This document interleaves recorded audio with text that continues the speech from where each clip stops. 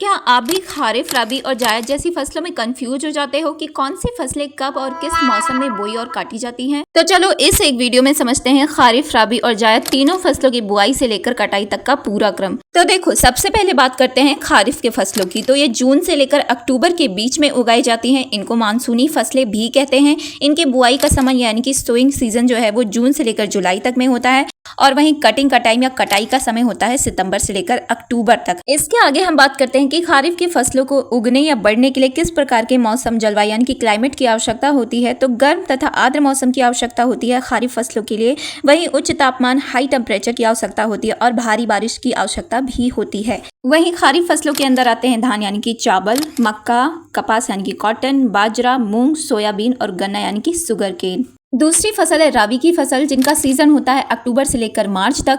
राबी की फसलों की बुआई का समय यानी कि सोइंग पीरियड है अक्टूबर से लेकर नवंबर तक। वहीं कटाई या कटिंग का समय होता है मार्च से लेकर अप्रैल तक। राबी की फसलों को बढ़ने या उगने के लिए किस प्रकार की जलवायु या क्लाइमेट या मौसम की आवश्यकता होती है?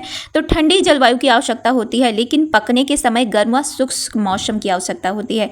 यानी कि जब इनको बोया जाए तो ठंडी जलवायु हो, लेकिन इनको पकने के लिए गर्म जलवायु की आवश्यकता होती है। अब इसका एग्जाम्पल है जैसे गेहूं, जौ, चना, मटर, सरसों, मसूर। इसके आगे हम बात करते हैं तीसरी फसल की, जो है जायद की फसल। तो जायद की फसल का सीजन है मार्च से लेकर जून तक और ये ऐसी फसलें होती हैं जो राबी और खारिफ फसलों के बीच में बोई जाने वाली फसलें होती हैं। इनकी बुआई या सोइंग का समय होता है मार्च से लेकर जून तक। और अगर वही बात करते हैं कि जायद फसलों के उगने या बढ़ने के लिए किस प्रकार के क्लाइमेट या जलवायु की आवश्यकता होती है, तो गर्म व शुष्क मौसम की आवश्यकता होती है और जायद की फसलें पूर्णतः सिंचाई या इरिगेशन पर निर्भर होती हैं।